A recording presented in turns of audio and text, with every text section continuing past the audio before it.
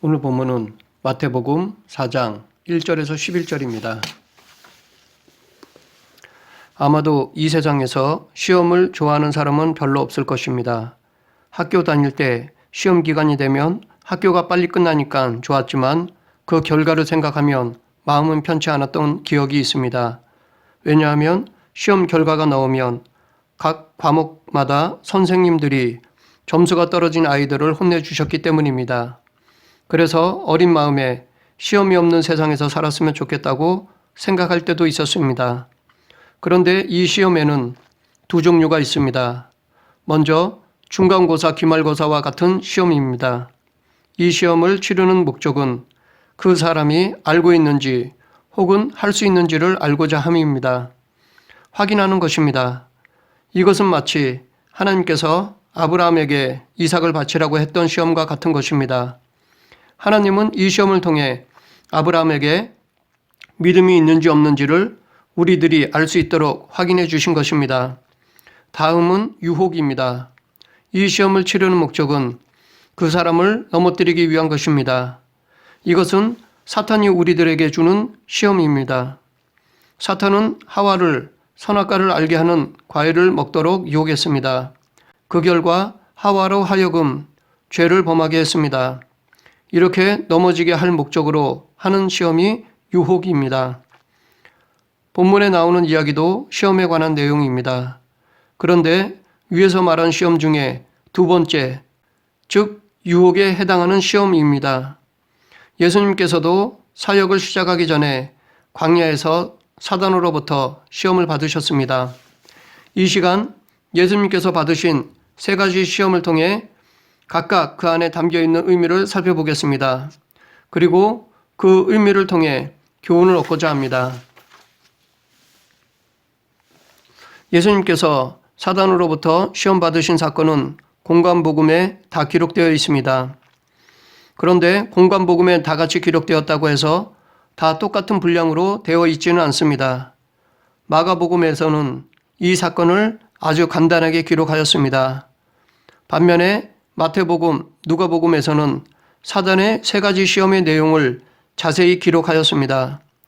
그런데 마태복음의 기록과 누가복음의 기록 사이에서도 차이가 있습니다. 마태복음의 두 번째, 세 번째 시험 내용이 누가복음에서는 바뀌어 기록되어 있습니다. 이렇게 예수님의 시험 사건이 공관복음에 다 기록되어 있지만 그 내용의 분량이나 순서가 서로 같지 않은 것을 이유로 이 사건의 사실성을 의심하는 사람들이 있습니다. 이들은 왜 똑같은 사건을 말하는데 다르게 기록했느냐라고 역사적 사실을 부정합니다. 그래서 그들은 그것은 지어냈기 때문이라고 주장합니다. 그러나 이 사건은 역사적으로 실제로 있었던 사건입니다. 그러면 왜 이러한 차이가 생긴 것입니까?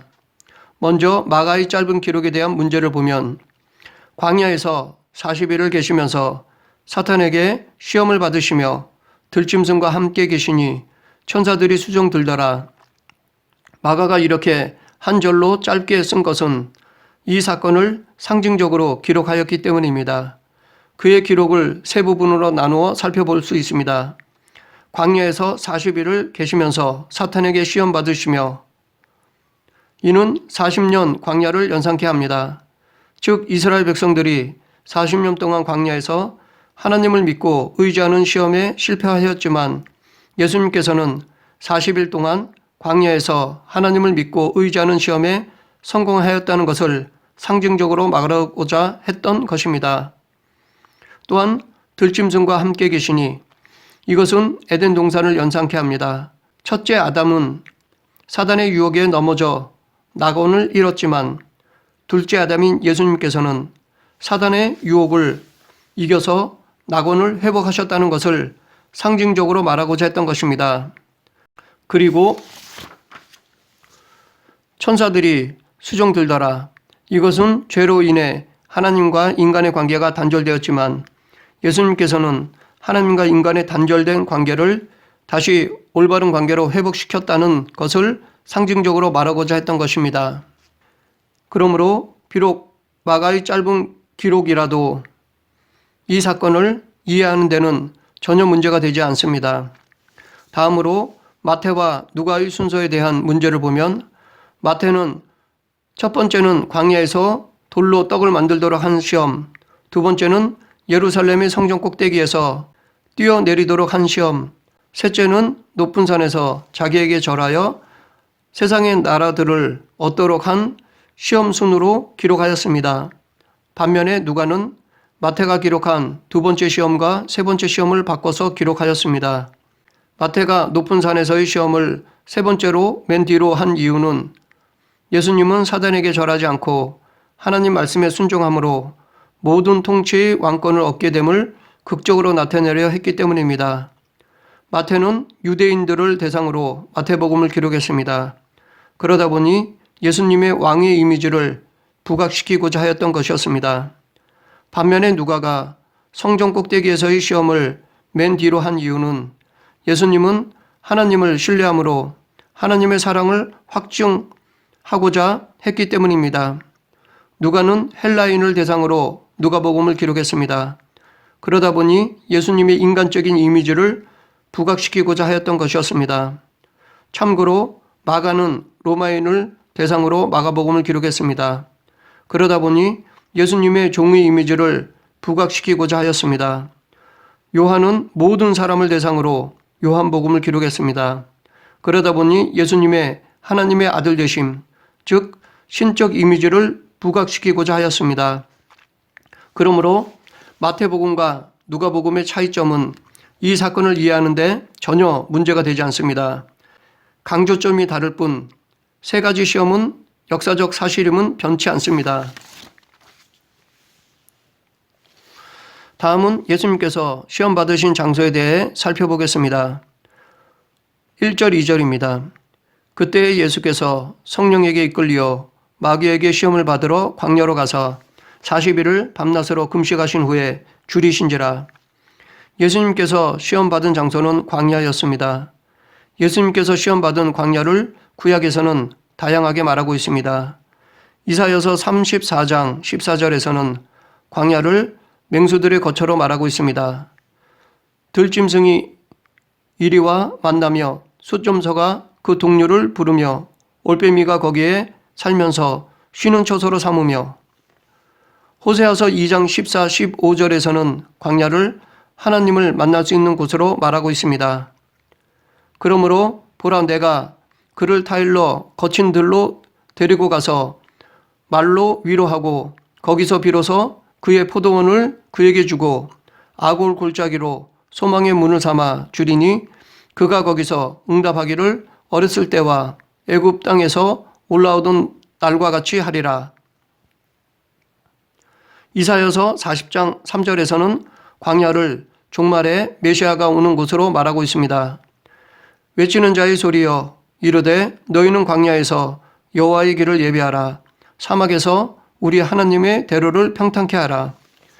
이렇게 구약에서 말하는 광야의 의미를 예수님께 적용하면 예수님에게 광야는 위험과 고통의 장소였습니다. 또한 그와 동시에 하나님과 나눔의 장소였습니다. 그리고 앞으로 이룰 메시아 사역에 대한 준비의 장소였습니다. 이 같은 광야의 의미는 지금 우리들에게도 마찬가지입니다. 우리도 살면서 광야와 같은 상황을 만나게 됩니다. 시련, 고난으로 힘들고 피곤할 수 있습니다. 그러나 이러한 인생의 광야는 우리들에게도 하나님을 만나는 장소가 됩니다. 그리고 하나님의 뜻을 이루는 시작점이 됩니다. 그러므로 우리는 인생의 광야에 있다고 낙심하거나 괴로워하기보다는 오히려 그 광야의 시간을 하나님을 만나는 기회로 삼아야 할 것입니다. 그리고 나를 통한 하나님의 뜻을 구해야 할 것입니다. 그러면 예수님께서 받으신 첫 번째 시험은 무엇입니까? 3절, 시험하는 자가 예수께 나와서 이르되 내가 만일 하나님의 아들이거든 명하여 이 돌들로 떡덩이가 되게 하라. 예수님은 광야에서 40일 동안 아무것도 먹지 않았습니다. 사단은 예수님께서 40일간 금식했음을 알고 있었습니다. 그래서 예수님의 연약한 육체를 공격했습니다. 기본적인 인간의 물질적 욕구를 공격했습니다. 그렇게 하여 예수님의 권능을 하나님의 뜻을 위해 사용하지 말고 자기의 욕구를 충족해주는 물질을 얻는 데 쓰라고 유혹한 것이었습니다. 과거 사단은 하와에게 욕구를 충족해 줄 만한 선악을 알게 하는 열매로 유혹했듯이 예수님에게도 욕구를 충족해 줄 만한 떡으로 유혹하려 했습니다. 이에 예수님의 대답은 4절 예수께서 대답하여 이르시되 기록되었으되 사람이 떡으로만 살 것이 아니요 하나님의 입으로부터 나오는 모든 말씀으로 살 것이라 하였느니라 하시니 예수님은 신명기 8장 3절에 너를 낮추시며 너를 줄이게 하시며 또 너도 알지 못하며 내 조상들도 알지 못하던 만나를 내게 먹이신 것은 사람이 떡으로만 사는 것이 아니요 여호와의 입에서 나오는 모든 말씀으로 사는 줄을 내게 알게 하려 하심이니라 라는 말씀으로 물리치셨습니다. 예수님은 신명기 8장 3절을 인용하여 하나님을 섬김이 우선이며 하나님께 순종할 때 육체적인 모든 필요를 채워주실 것을 믿었습니다. 이것은 후에 너희는 먼저 그의 나라와 그의 의를 구하라. 그리하면 이 모든 것을 너에게 더하여 주실 것이요 라고 하신 말씀과 일맥상통합니다. 여기서 마태는 광야에서 먹는 것의 문제로 시험에 실패한 이스라엘 백성과 먹는 것의 문제로 시험에 성공한 예수님을 대조하고 있습니다. 이런 믿음은 우리들에게도 필요합니다. 지금도 사단은 우리들에게 물질을 쫓으라 유혹합니다. 어떻게 해서라도 부자가 되는 것이 복이라고 꼬드깁니다. 그래서 수단과 방법을 가리지 않고 어떻게 하든 부자가 되려 합니다. 실제로 유전무죄, 무전유죄가 이 세상에는 존재합니다. 그러나 하나님은 예수님께만 아니라 우리들의 필요도 다 아시며 공급해 주십니다. 그렇기 때문에 우리는 이런 유혹에 넘어져서는 안 됩니다. 그런데 우리는 하나님이 우리의 필요를 채워주심을 모르는 것이 아닙니다. 알매도 불구하고 세상적으로 덕이 되지 못하는 일을 하는 이유는 아마도 내가 원하는 것을 원하는 만큼 주시지 않기 때문이라 생각합니다. 그러나 하나님은 우리가 원하는 것보다 더 좋은 것을 적당한 때에 적당한 양으로 주십니다. 단지 우리는 우리의 욕심 때문에 그것을 바라보지 못하는 것일 뿐입니다. 있는 것에 자족하면 필요를 채워주시는 하나님의 은혜를 볼 수 있을 것입니다. 예수님께서 받으신 두 번째 시험은 무엇입니까? 5절 6절입니다. 이에 마귀가 예수를 거룩한 성으로 데려다가 성전 꼭대기에서 세우고 이르되 내가 만일 하나님의 아들이거든 뛰어내리라 기록되었으되 그가 너를 위하여 그의 사자들을 명하시리니 그들이 손으로 너를 받들어 발이 돌에 부딪히지 않게 하리로다 하였느니라. 사단은 시편 91편 11, 12절 그가 너를 위하여 그의 천사들을 명령하사 내 모든 길에서 너를 지키게 하심이라. 그들이 그들의 손으로 너를 붙들어 발이 돌에 부딪히지 아니하게 하리로다 라는 말씀을 인용하여 공격하였습니다. 이처럼 사단은 자기의 시험이 하나님의 말씀인 양 정당성을 부여해서 예수님에게 하나님의 사랑을 시험해 보라고 유혹하였습니다.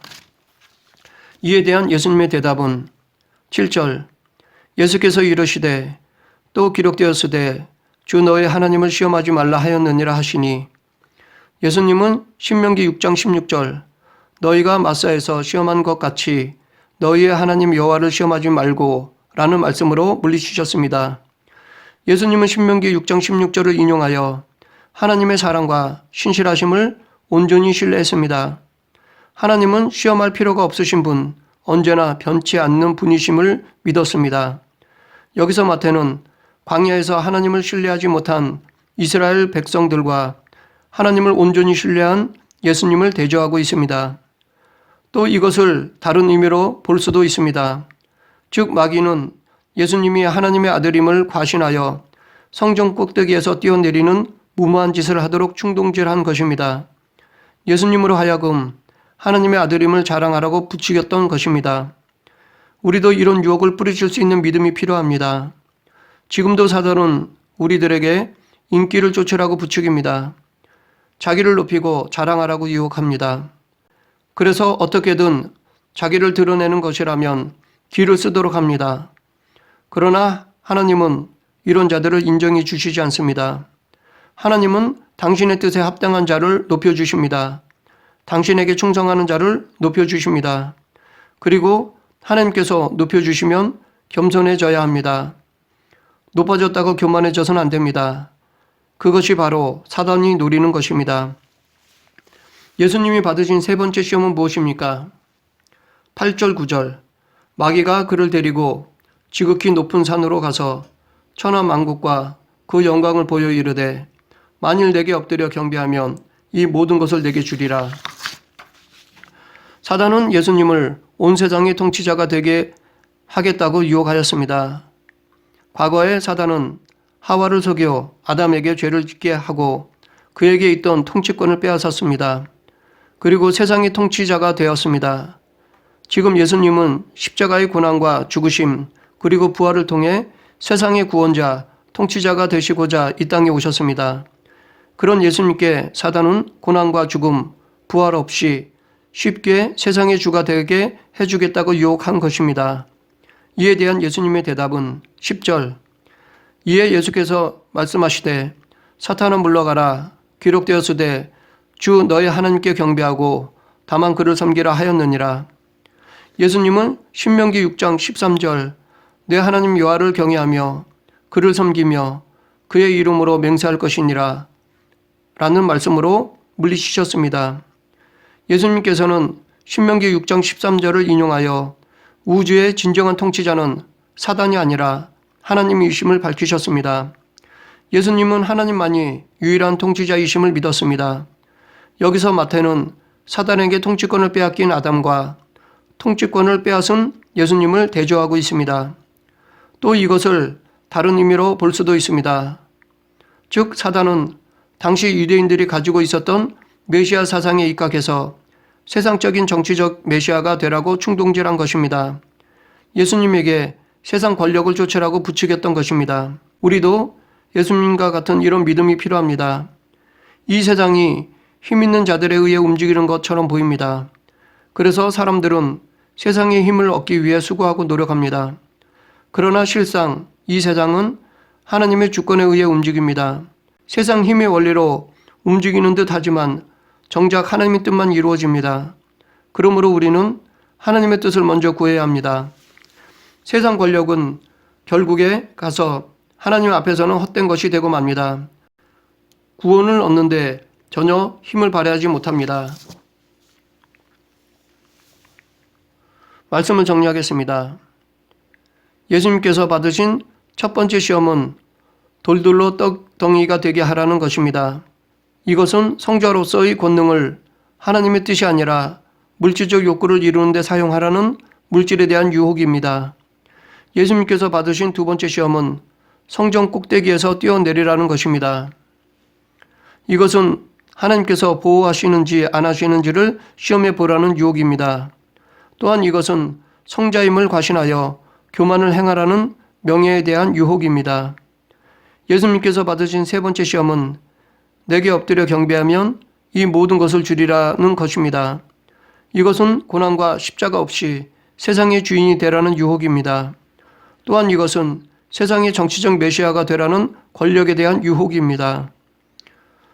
세 번에 걸친 사단의 유혹을 예수님은 말씀으로 물리치셨습니다. 우리에게도 동일한 말씀을 주셨습니다. 그러므로 우리도 예수님처럼 말씀과 기도에 깨어 있으면 사단의 유혹을 물리칠 수 있습니다. 말씀과 기도로 사단의 유혹을 물리치는 저와 여러분이 되길 간절히 축원합니다. 기도하겠습니다. 사랑의 하나님 감사합니다. 사단은 지금도 저희들을 넘어뜨리려고 하고 있습니다.